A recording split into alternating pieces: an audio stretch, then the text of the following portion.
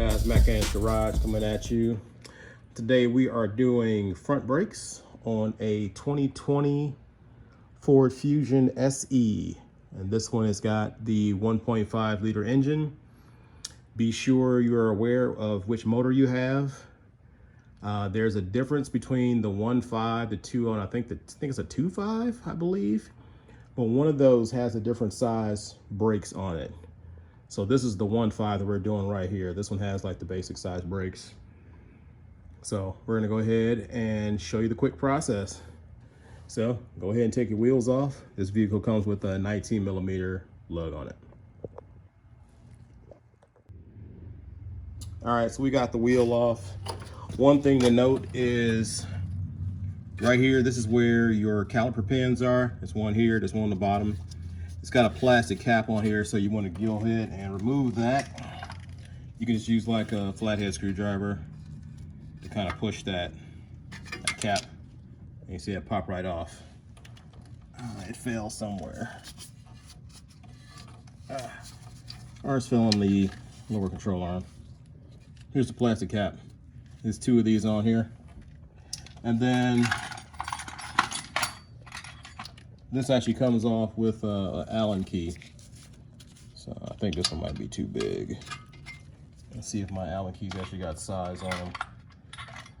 So this one appears to be a number 7 Allen key. So you'll need to put that in there.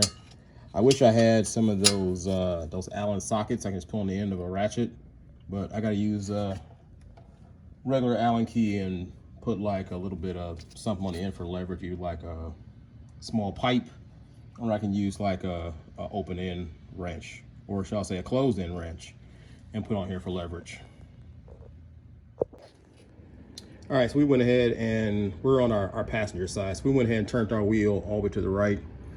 This will give us better access to get to these bolts here. So like I said, just go ahead and put your Allen key in there. On this side, to unloosen, you're gonna push downward on it. So we just went ahead and cracked those loose. And now we're gonna compress our piston a little bit, which will give us a little bit more ease to get this thing off. All right, we've compressed our piston in a little bit, just using the C-clamp. You know, you just put that on the inside of there, inside the pad, put this on the back of the piston, and twist that in clockwise to compress it a little bit. One other thing you're gonna have to do is, there's a clip here on the end. You need to pop this clip off, which it should come off fairly easy.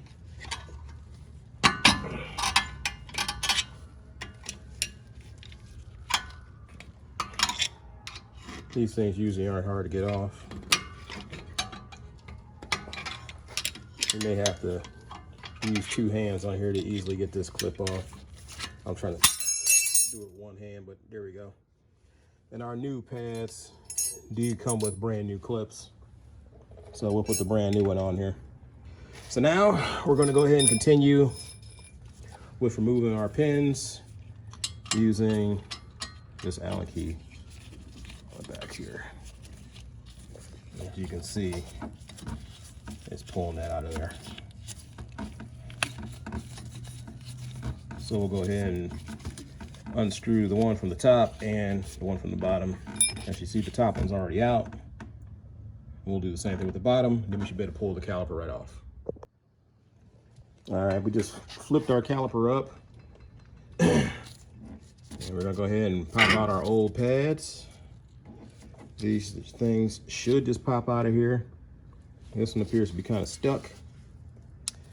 And then this back pad, one by the piston, has these little clips that holds it inside the cup. And it's right here. So this other one, see if we can knock it loose. May have to get a little hammer.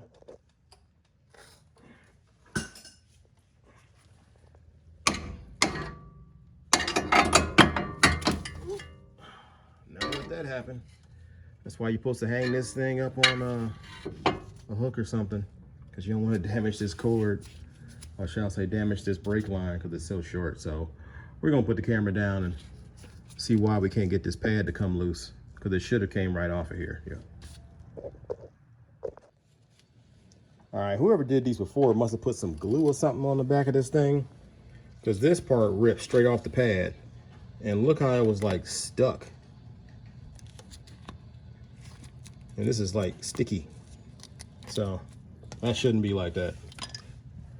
So now we're gonna take the old pad, set it up against here, and put our C-clamp on to compress this piston the rest of the way. Then we should go ahead and reassemble.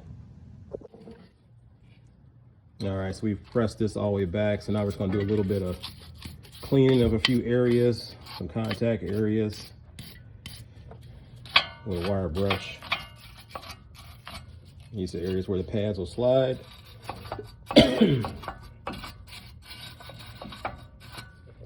Suggested that you have on some goggles, some safety glasses, maybe even a mask for this dust. Don't breathe in the dust. You're probably not picking it up on the camera, but it's a lot of brake dust flying. Now we're gonna go ahead and insert the new pads. So this one, just like the old ones, got these little clamps in the back. You push that on there with 2 hands. And then we're gonna put a little bit of brake grease on these little slide areas to make sure these things slide smoothly. Make sure not to get none on the rotor, and make sure not to get none on the pad surface. So we're gonna go ahead and do that. And then we should be able to flip this caliper back down. All right, so we got our caliper back down. Put our bolts back in. Don't forget to put your dust caps back on here. On the top, on the bottom. So we got the dust caps back on there. And now, the only part that's a little challenging is putting this clip back on. So this, the way I do it, is I put one end on the top. It's got these little, got it backwards.